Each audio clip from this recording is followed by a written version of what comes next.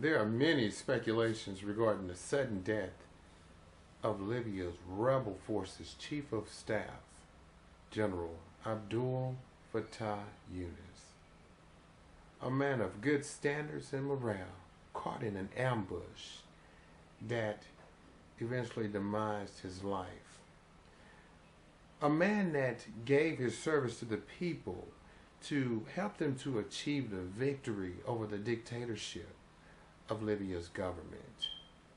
Yes, he lost his life to a good cause, but his life is not in vain. We will be discussing briefly about the history of General Yunus, as well as the crisis that is currently going on in Libya now, and some of the doors that he helped to open. Also, we're going to talk about his repetitive heart to change from what he believed in and served for over 4 decades with Gaddafi to doing what is right. Also, an untimely death of such a good man, his assassination. We will cover that very briefly. And lastly, those who are suspects as being the conspirators towards having him assassinated. My name is Ernest Nelson. I'm with Texas Southern University in the Speech Communications Department with Dr. Hasan.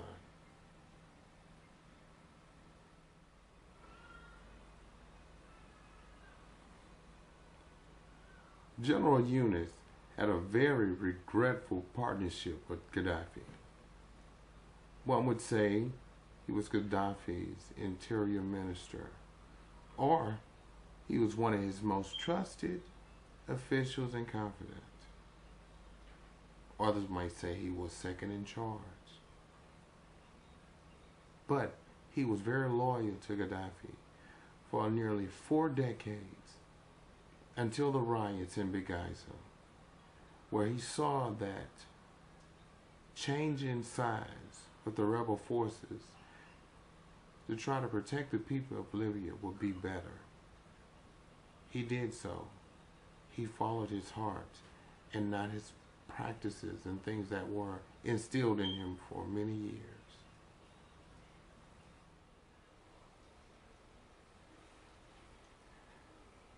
Now let's talk about the crisis in Libya today. There were political forces that demanded the end of Gaddafi's ruling for nearly over 4 decades.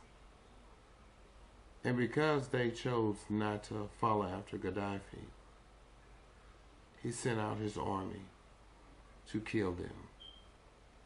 He sent his army out to every household of anyone that opposed of his rulings and of his practices. This is what played a very important and pivotal role of General Abdul Yunus. He helped to open the doors and to free some of those who are imprisoned in their own homes. When he joined those rebel forces and he attacked to protect them, what a wonderful thing to command of a man of such great magnitude. General Yunus.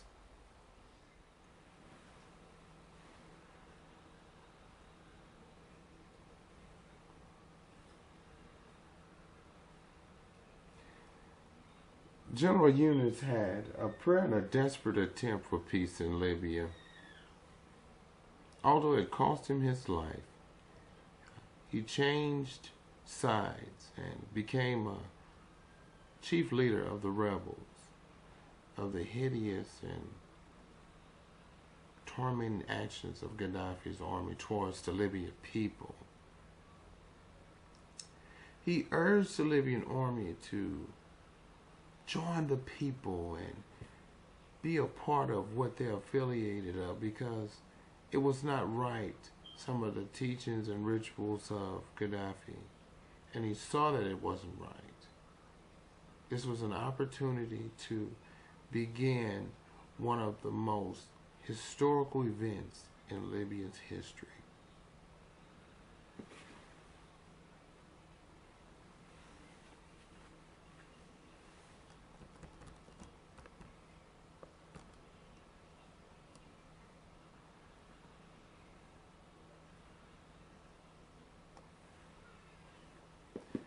General Youni was as if he was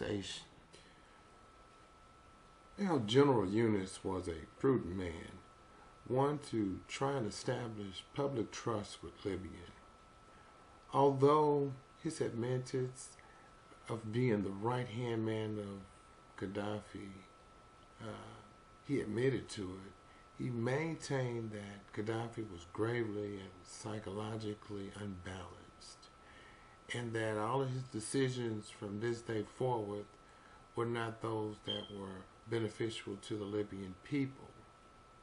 So, for these reasons, as well as an absolute self-protection for himself, he worked diligently and transparently to ensure the unity of Libyan opposition.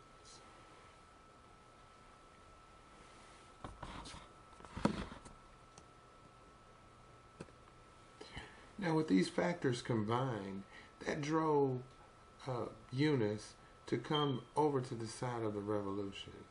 This was a great success for the Libyan people when he chose to follow his heart. His authority resonated to high grounds because he was regarded as Gaddafi's second in command. So his word was pretty much well established anywhere he went. Well, no one could ever suspect that General Youni, being that he was with Gaddafi for a long period of time in that dark regime, could bring about such a worthy and profitable change to Libya. Well, General Youni was affiliated with some of the ill practices of Gaddafi, but he didn't let his past ruin the future of Libya. He continued to support the people's struggle against the dictatorship, although he knew ultimately his life could be taken from him. His sacrifice has so many lessons for us today, and lessons for the Libyan people, because he has opened doors for a lot of different actions so that the people can be heard.